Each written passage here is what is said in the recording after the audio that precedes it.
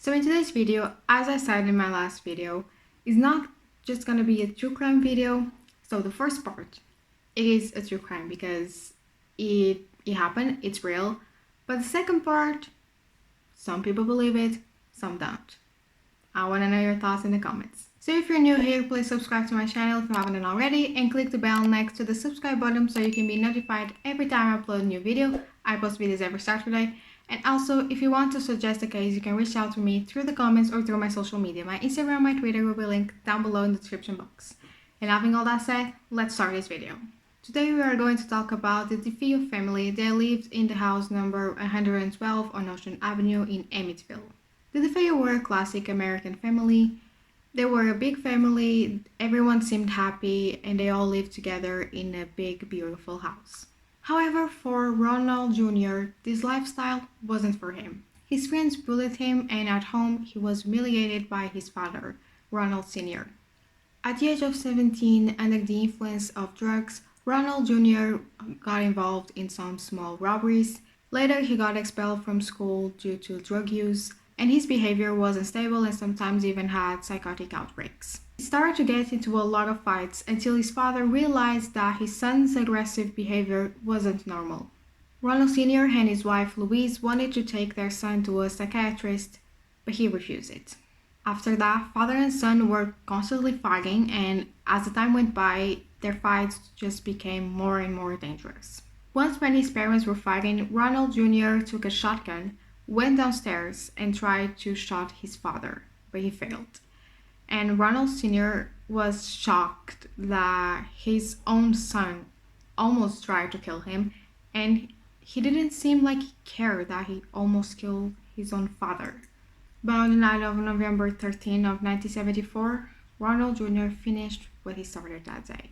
He got out of bed at 3:40 a.m., took his rifle and murdered his entire family.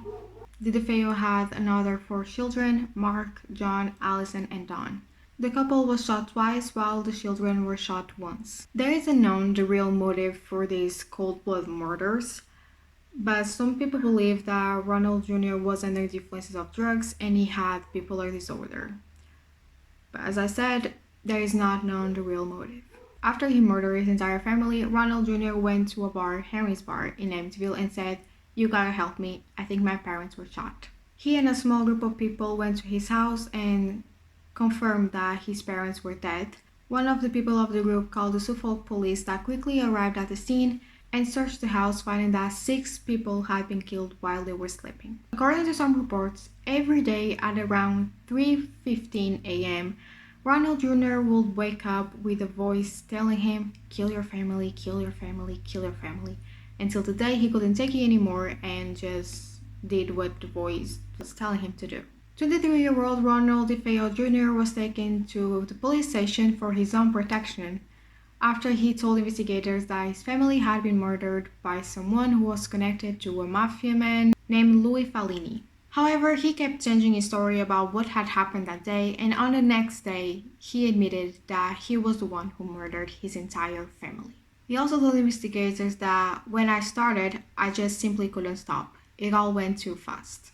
The defense tried to allege mental instability due to the drug and alcohol abuse, but the jury decided that Ronald Jr. was well aware of his actions and sentenced him in December of 1975 to life imprisonment. Ronald Jr. died at the age of 69 on March 12th of 2021. He was at Sullivan Correctional Facility but was transferred to a hospital in Albany, New York on February 2nd. His cause of death was not released to the public. So now let's go to the second part of the video. Some people believe that what his family told is true. Some people believe that they just made it all up. In 1975, the newlywed couple George and Katie Lutz decided to move into this house with their children. The house value was well below the market considering its size. It had a swimming pool and a boathouse, so they just took advantage, like, yeah, it's a good deal, we're going to buy it. Well, I hated to break it to you, but it was probably well below the market because 6 people had just gotten murdered there. No one wanted to live there, but they decided to move in with their children. What a smart idea. Like, I don't know about you, but I could never live in a house where people got murdered. I could never. Like, I don't I don't know if I believe in ghosts and spirits and that stuff, but just in case they are true, I'm not gonna mess with them. I'm just gonna keep my distance. So if someone got murdered in a house, like, I'm not gonna buy it. I'm not gonna live there. I'm not gonna even step foot in that house. So no thanks. But the family was formed by George, Katie, and Katie's children from a previous marriage. 9-year-old Daniel, 7-year-old Christopher, and 5-year-old Melissa. And they also had a dog. On the day before they moved in, Father Ralph Pecoraro, I don't know if that's how you pronounce it, but he visited the house to bless it. And that was the moment that strange things started to happen. It only took a little bit of holy water for Father Ralph to hear a voice telling him to get out immediately. And there was a swarm of flies, like, flying out of the room. And that was enough for him to never return to that house and to advise Katie that she shouldn't buy that house. They shouldn't live there. But she didn't care. Like, I would move out immediately. And since then, every day something strange would happen. At the beginning, it were small things like the family felt strange and unpleasant smells. Some parts of the house were very cold even though there was no wind current. A bunch of flies would invade the house even during the winter. And on one occasion, Katie was alone and she heard the swing's room window open and close. And keep in mind that this house was huge. It was a 3-floor house with 4 bedrooms, 3 bathrooms, 1 kitchen, 1 swimming room, and they also had a yard and a boathouse and a pool. So they thought that all of these strange things were due to the fact that they weren't used to live in such a big house. But things started to get worse when Melissa started talking to her imaginary friend. And let's all be honest, when we were kids, we all had at least one imaginary friend. I mean, I had. But like, I never saw them. I knew they were imaginary. But this wasn't the case with Melissa.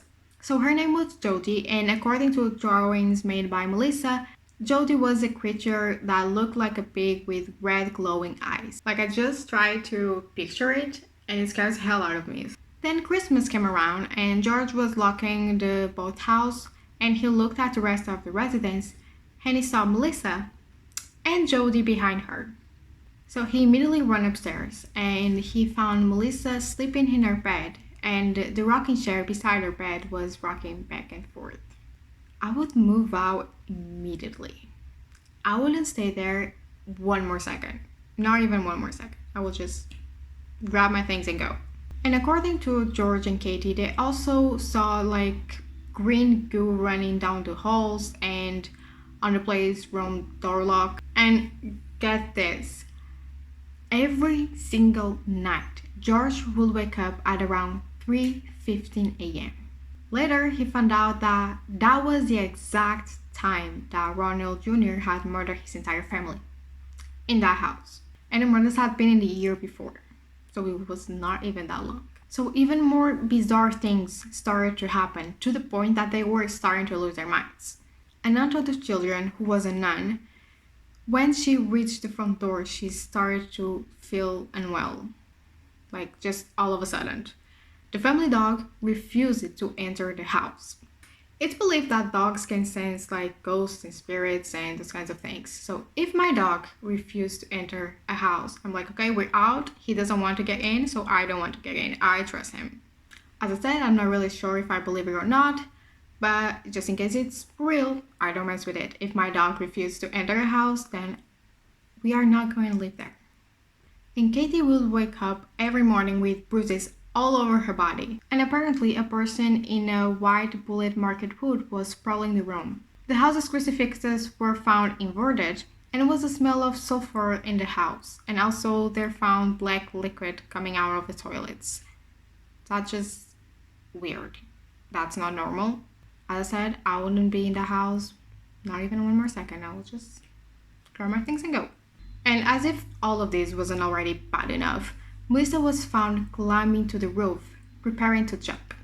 And I remember seeing a horror movie, because there are a lot of horror movies based in this story. I don't know if the one I watched it was one of them. I have no idea. And honestly, I'm not gonna watch it again just to find out. But I remember watching a horror movie where a girl had an imaginary friend. That friend was obviously a ghost or a spirit. And that spirit or ghost, whatever, told the girl to jump like to a pool. But as I said, I don't remember if it was one of the movies based on this story. But I remember watching a horror movie like that. And actually, I only remember that scene. But George was able to get her out of there. And then Melissa told him that she was going to kill herself because Jodie had asked her to do it. Because then they could play with each other forever. So after this happened, they finally decided to just leave the house. They left everything behind. They didn't even pack. Like, they just left. They only lived in the house for 28 days. And if you ask me, that was already like long. For all the things that were happening, they stayed like almost a month in that house. Like, I could never, first of all, I would never buy a house that had the minimal possibility that could be haunted. Like, no, people can murder in the house. Not gonna buy it. I'm sorry, but no. My dog refuses to enter into the house. Nope. Thanks. I'll just buy another. I'll keep looking. That's what I will do. So yeah, they left and never looked back. Now, the Warren couple, who were demon specialists, decided to take a look at the property. In the kitchen, they saw shadows with thousands of light points, and according to them, those shadows tried to push them to the ground. Miss Warren ordered the spirit to get out of the house, to leave the house, and she immediately felt something that was trying to come out of the ground. And she said that she immediately knew that something really, really evil was in that house. They felt the energy in that house was very heavy. And in the room that had belonged to Melissa, they noticed that the furniture of the room was the same as when the DeFeo lived there. They moved into that house where 6 people got murdered, and they didn't even change the furniture. Like, are you telling me they were sleeping in the same bed that people just got murdered? How can you sleep in a bed where the previous owners of the house were murdered? In the 3rd floor, the Warrens claimed to see a demon in the shape of Ronald Sr., and they were convinced that whatever was in that house wasn't going to get out. It was impossible to get that demon out of the house. Today, the house has an owner who bought it just over $1 million. I would never buy a house like for $1 million, especially if it was haunted. No thanks. They say that cultic ceremonies are performed, and for those who want to get familiarized, with the spirits, the rooms can be rented for a night. I will never, but really never step a foot in the house. Like, no. If it has a tiny possibility of being haunted, I'm not going inside. I won't go there. I'll keep my distance. Thankfully, I live in the other side of the ocean, so we're fine. So as I said in the beginning, there are some people that believe this story is true, while others think this is just a big lie. But regardless of all of that, an entire family died in that house. That isn't 100% true. So let me know in the comments if you guys believe this story is true or not, if you really think the house is haunted, if it's not, if you just think that they just made it all up. Let me know everything in the comments.